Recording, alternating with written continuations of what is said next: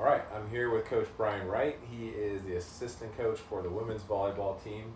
Thanks for making some time for me today Absolutely. during season, big weekend coming up.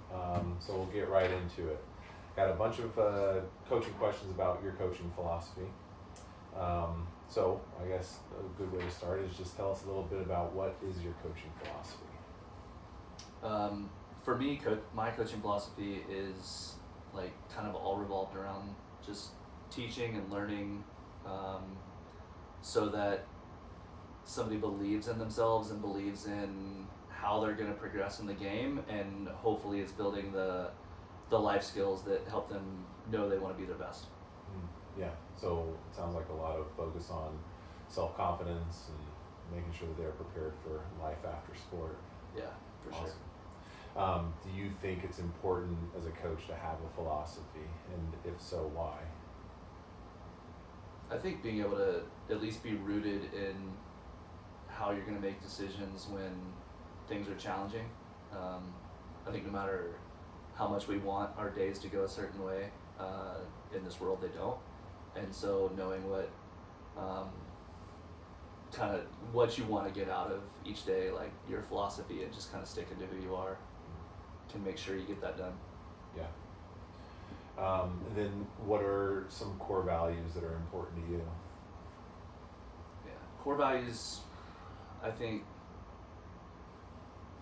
yeah, if I want to teach discipline and integrity, I have to have it, and so those are important. But at the end of the day, like, for me, a major core value is just learning, and understanding the learning process, and understanding the things that might get in the way of the learning process, and just overall making sure I'm helping every single person have the belief in themselves through that. Yeah, learning is certainly a premier skill, right? And it's interesting as coaches how we kind of like go about facilitating that skill, and how we have to be really good at helping different learners learn in different ways. So yeah, that's a great core value to have as a foundation. What are some steps that you've taken along the way to kind of help you establish your coaching philosophy? Ooh. I mean, trial and error, right? Yeah. Just making mistakes and trying different things, and being put in situations that you don't know how to respond, and having to realize like what is really important to me. So yeah, I mean, I started off coaching club and coaching junior athletes for years before I got in the college game, and as I got into the college game, I thought exactly everything I believed I was gonna have to change things, and the reality is I didn't. The way I want to teach and the way I want to instill hope in people is the same regardless of age. Maybe they have some different life skills they need to learn at different points in time, but ultimately it doesn't change like what I want to accomplish. Yeah, it's awesome to kind of be able to still stick to your roots and stick to the things that you found important early on in your career. Yeah, I mean, that's a good process that a lot of us come from in the coaching world, as we start at different levels, and then those levels teach us some of the most important values that we learn along the way. Should my coaching philosophy and core values change based on the age and skill that I'm coaching? Well, you kind of just answered that one, but do you want to go into any more depth in regards to it? I mean, I just always thought they would have to, and it's only because I got to experience both sides of it. And for about 7 years, I was coaching club and college at the same time, and I realized that that almost was when I was my best, because I realized that it really was just like I could be the consistent human being that focused on what I believed in, and again, like, comes back to learning and instilling hope, and the way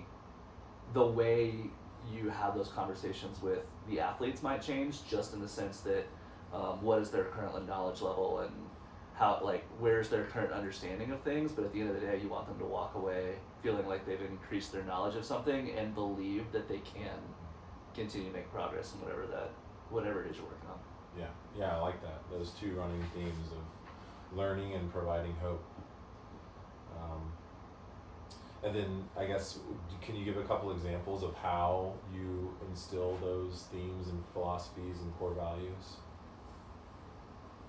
I mean, the one that comes to mind right now, being in season, athletes coming in and they want to watch video. That's what I was gonna say. Every time I walk by your office, you got somebody in here watching film. And I think and for me, like, there's a few that I suggest, like, hey, I really think like if we went over this together, we could get on the same page. But I think once I do that once or twice, the majority of them are asking to come in, right? And once they're choosing to be involved in, like, I want to be great, it's kind of just my job to, like, facilitate that, right? But because they're high achievers, nobody comes in and says, can I watch all of my great swings? Can I watch all of my kills? Like, they come in always wanting to watch the thing that they struggled on. Right. And at the end of the day, like, if I just go through and, like, yep, you're struggling here, here, and here because you already know it, like, they walk out with that same feeling that they already had of, I'm not good enough at this yet. But if I show them some examples of, like, this was really close, this is better than last week. I think my favorite comment, and I hear it all the time, is like, God, I'm not as bad at that as I thought I was, right? Yeah. And so just being able to, like, and it's not faking it, it's not lying, it's not like telling them they're doing better than they are. The reality is they're usually closer to the end product than they even realize. Right. And so just helping them see that. Yeah. Giving their them hope perspective. And then their hope and belief stays there to, like, you can see it translate to their next practice and their drive. Yeah. That's awesome. It just seems like you keep coming back to those main themes and you're really consistent with it. And I wish I could find a way to get more of our guys in for film, but maybe they'll take after you and invite a couple, and hopefully it'll kickstart them. So then, putting it all together, what type of coach are you, or what type of coach do you aspire to be? Something that we talked about in our class was a transactional versus transformational coach.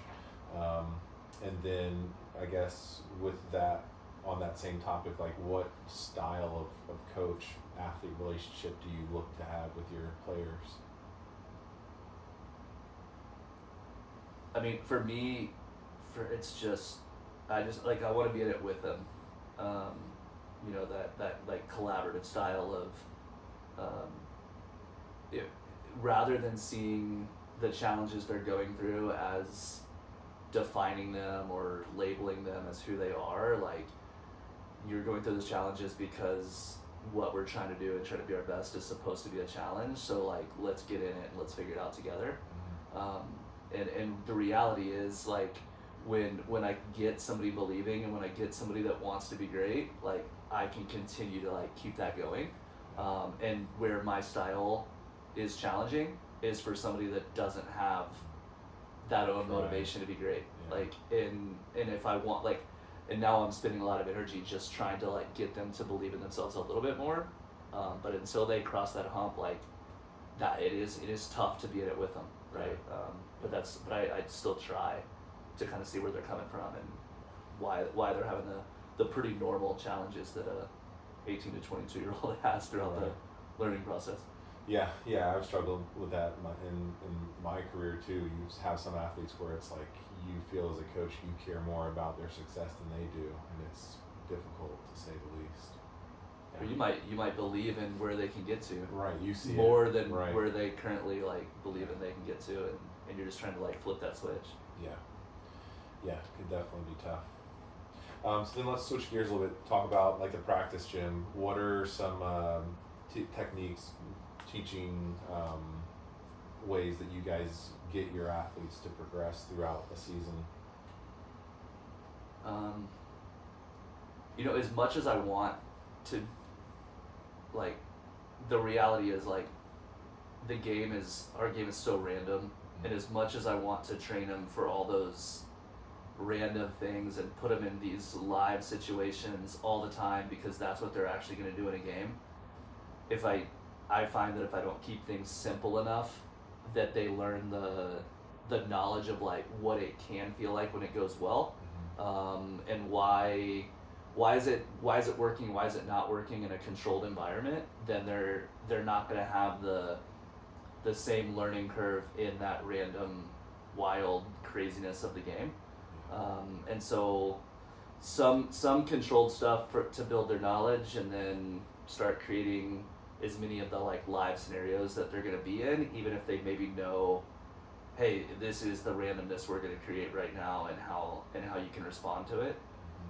So that in a game situation, maybe they're teaching themselves through all that randomness, instead of being like, why didn't that work? Right. Yeah. What percentage would you say that your drills are set up to be controlled versus random?